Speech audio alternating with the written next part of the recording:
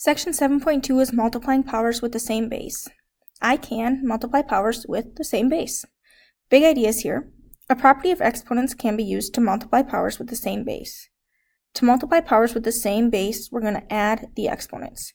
So if we look at example 1 here, we're going to write each expression using each base only once.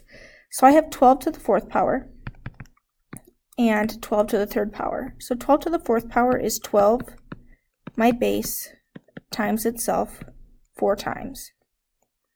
12 to the 3rd power is 12, my base, times itself 3 times. Now, to write this with an exponent, I have 12 times itself 7 times.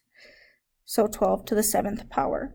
If we look here, guys, if I keep my bases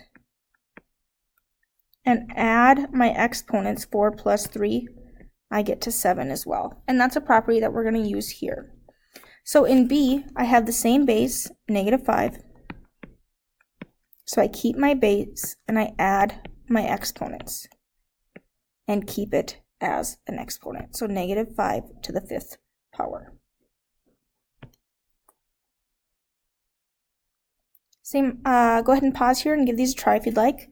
Same idea here. We're going to write each expression with the base only once. So 8 and 8 are my base, so I keep my base. And since I'm multiplying here, I add my exponents and get 8 to the 9th power. In B, I have the same base, 0.5. So I keep my base and I add my exponents. -3 plus -8 gives me -11. To put this in simplest form, so in simplified form, here just to write it with the base 1, so that would work, but to make it simplified, remember we want to have positive exponents. So to make our exponent positive, we move it to the denominator and raise it to the 11th power. Again, here we have the same base, so since I have a 9 and a 9 and a 9, I can multiply all these together by adding my exponents. So I keep my base, and I add -3 plus 2 plus 6 and get 5. So 9 to the 5th power. Example 2 here is multiplying powers in algebraic expressions. What's the simplified form of each expression? Here I have 4 times z to the 5th power times 9 times z to the -12th power. Keep in mind that our 4 and our z to the 5th are 2 separate factors, so we can treat them individually.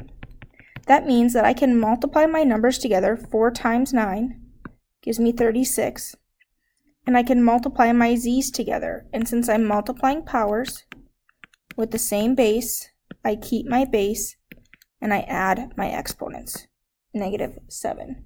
Now, the simplified form means we want positive exponents. So again, my 36 is already positive. I keep that in my numerator. Remember, it's like in a numerator. If it doesn't specifically show us it's a denominator. To make my z have a positive exponent, I move it to the denominator and make it positive. So here I have 36 over z to the 7th power. In B, same idea here. I can take my number parts, and we're still multiplying. So I multiply my numbers, and I get 54. Now I can take my variables that have the same bases, a and a. Remember, my exponent there is a 1. So a to the 1 plus 2, 3. B's, I don't have any others, so I leave it as just b to the 4th. So 54, a cubed, b to the 4th. Again, we can only combine our exponents if our bases are the same.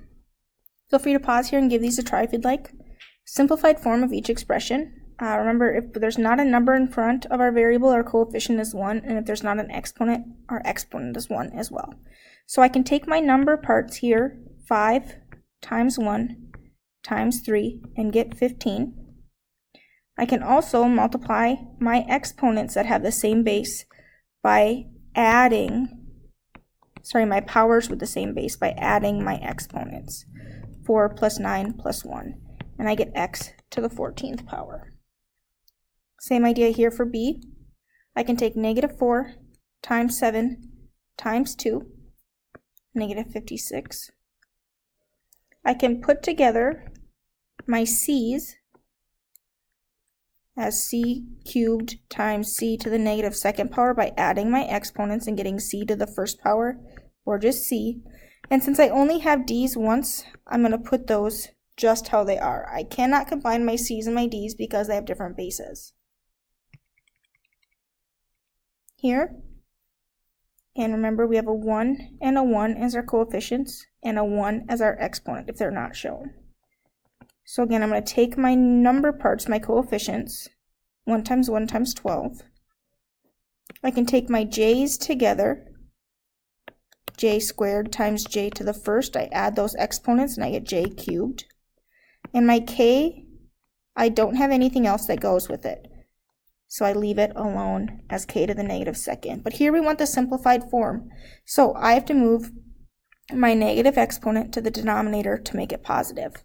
My 12 stays in my numerator, so does my j cubed because that's positive. My k goes to the denominator to make my exponent positive. So from the numerator to the denominator changes the sign on that exponent. Example 3 is multiplying with scientific notation. At 20 degrees Celsius, 1 cubic meter of water has a mass of about 9.98 times 10 to the 5th grams.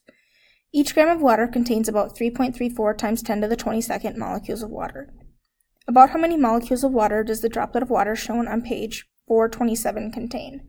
So if we look at the page on page 427, it shows us that one droplet has a volume equal to 1.13 times 10 to the negative 7th meters cubed. We're going to have to use unit conversions here because we're looking for how many molecules, and here I have cubic meters. So I'm going to start off with 1.13 times 10 to the negative 7th cubic meters. And I'm going to have to convert here with conversion factors. So the only thing I know about cubic meters is 1 cubic meter has a mass of 9.98 times 10 to the 5th grams. So I have cubic meters in my numerator. I need 1 cubic meter then in my denominator so that I can cancel those out. Cubic meters and cubic meters cancel. And that's equal to 9.98 times 10 to the 5th grams. Now, grams aren't what we're looking for molecules, but I know each gram, so 1 gram, again on the bottom, so that I can cancel out my grams with my grams. Each gram is 3.34 times 10 to the 22nd molecules.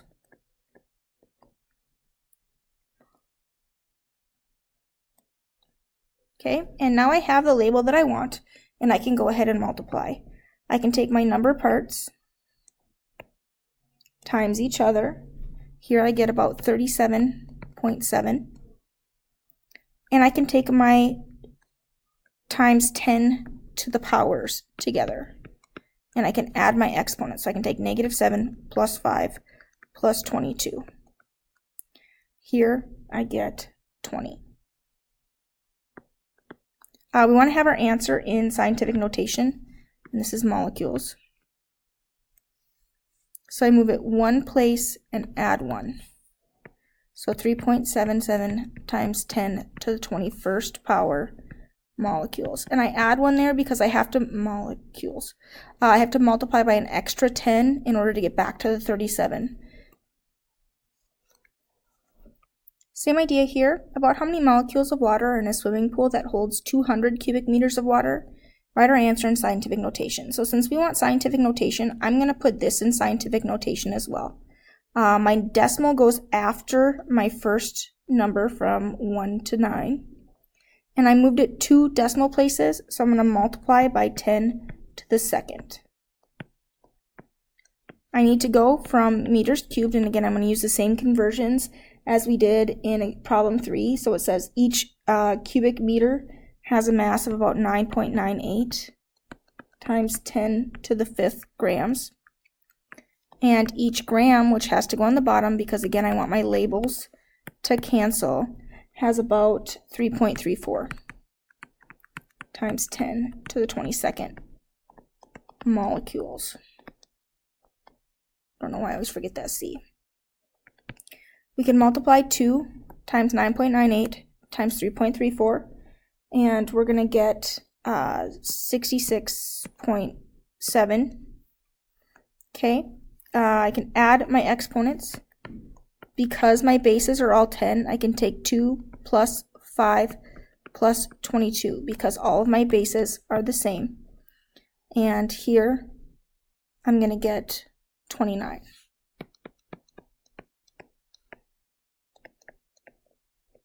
But again, we want them in scientific notation. So my decimal goes after my 6 and I move it one place towards bigger numbers. So I add 1 to my exponent. And I get 6.7 times 10 to the 30th molecules of water. So we can take our number parts times our exponent parts, our power parts, as long as our bases are the same. So since they're all 10s, we can add those exponents to get our simplified answer there. Recap over the first half of section 7.2 here. A property of exponents can be used to multiply powers with the same base. And to multiply powers with the same base, we add the exponents. And that's all for the first half here of 7.2.